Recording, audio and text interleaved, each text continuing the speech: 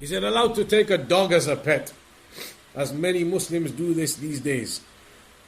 Many Muslims do it. We already mentioned in the beginning part of the lecture. Numbers isn't an evidence anyway. So even if all the Muslims in commentary had a dog, that wouldn't be the evidence to use. But is it permissible to have a dog or not?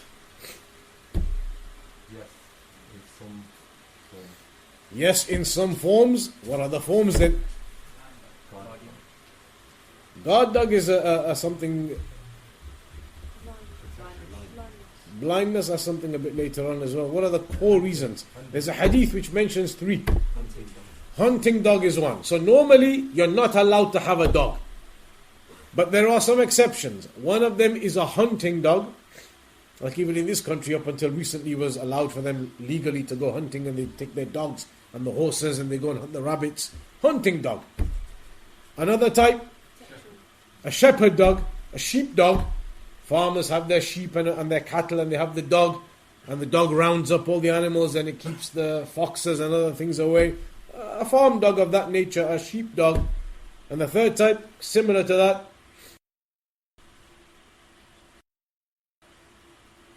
it's very similar to the sheep dog, the agriculture dog.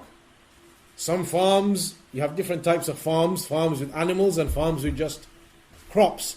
Somebody who has crops, they're growing corn or whatever it is, and the crows, they come, and the hedgehogs or whatever animals, they come at night and eat all his fields. So he can have a dog that guards the field. Any animals, they come, any cows that are coming from the other fields, he can get rid of them to keep the agriculture and the crops safe. Those kinds of dogs are mentioned, it's permissible to have. When you come to these others, the dog for the blind people, Shaykh Al-Fawzan, he mentioned it's allowed. That's a type of necessity.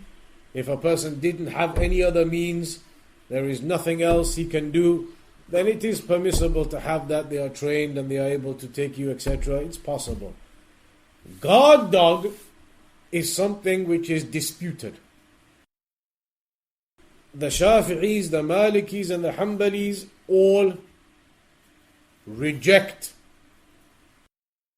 the permissibility of having a guard dog. They don't accept it. And they say the obvious reason, firstly because the hadith doesn't mention guard dog for your home. It specifically mentions it for the animals, the sheepdog or your crops on the farmland. It doesn't talk about your house, a security dog for your house. That's the first obvious thing. But then they may say, yeah, but if you're allowed to have a dog to look after your crops, and you're allowed to have a dog to look after your sheep, surely you can have a dog to look after your house and your family and yourselves. Makes sense, doesn't it? That's what the Hanafi said. The madhab of the Hanafis, they said, look, it makes sense. If you can have a dog to look after your sheep and your crops, surely you can have a dog to look after your wife and kids and your house and protect your property. That's a very clear logic. And so the Hanafi said it's allowed upon that logic. But if that logic is so clear, and it seems like a very clear logic, then how can we refute it? How do the Malikis and the Shafi'is and the Hanbalis say, no, we're not accepting that logic? Even though it seems like a very clear Islamic logic. If Islam allows you to have a dog to look after crops and even sheep, then surely you're allowed to have a dog to look after your house with your wife and your kids inside. Islamically, that makes very much easy, logical sense. So how did the other scholars not accept that? Anybody for bonus points to take away the bonus points tonight? Because you look after the crops, etc. It's something to do with eating the food. So there's food for the people, but no one's there eating. But if your family's eaten by wild animals, nobody's there to eat the food anymore. Because Hadith didn't mention that. If it is in necessity, then of course Prophet Sallam But what about the qiyas? This logic that they use. You're allowed to do that. Like cigarettes. Are cigarettes in the Quran and the Sunnah? Cocaine and heroin, are they mentioned in the Quran and the Sunnah? Haram, because in the Quran and the Sunnah it tells us about intoxicants. So now you can judge upon that, qiyas as it's known as, you can judge upon that. These all drugs and various types of drugs and drinks are intoxicants, and therefore they are haram as well. In the Quran it tells you it's haram to harm yourself and to do wrong to your body, etc. Cigarettes, by agreement of every medic in the world, is bad for you. So that's agreed upon that it's also haram, impermissible. So you can make judgments. So that judgment seems very good. But why would the other scholars not accept it? Because, and these kinds of things, they come up in usul al-fiqh. They say,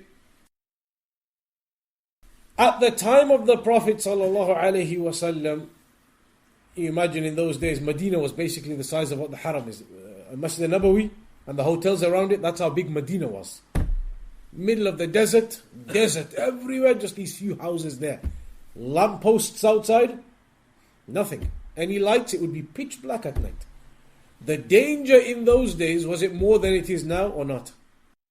Nowadays, lights everywhere. Any burglar comes, your flashlight comes on, everybody has it in their houses. Pitch black in those days, out in the desert, a small town, Medina, in the desert and the mountains, Mecca, all those places. Anybody at night could come, break into a house with their sword, slash you, take what they want. The danger was clearly there. Yet did any of the companions take any dogs as security for their homes? They did not. Which shows that the companions, even though they had a need for it, they actually had a need. There were no burglar alarms in those days. There were no lights, security lights. There were no lamp, nothing, pitch black. They had no other security. There was no security in those days. So a dog would be a very logical means of security in those days. They had the need, yet they did not take dogs as security. So the scholars say, if the need was there, yet they didn't do it, the need was there, but they didn't do it. It must mean that this particular act was not permissible. Because if the need was there, and this act was permissible, then they would have done it. So the others, they said, no, we can't use that logic, because they had the need. And if this logic is so obvious, did the companions not see this logic and just take dogs as security in their homes? So many of the scholars, they do not allow security dogs for homes based upon that understanding. The hadith has specific types of dogs. It doesn't mention the home security, and the scholars have mentioned you can't use that logic because that logic applied at the time of the companions, yet they did not take dogs, indicating the impermissibility of dogs as security for your homes. So you should not have dogs as pets is the basic answer.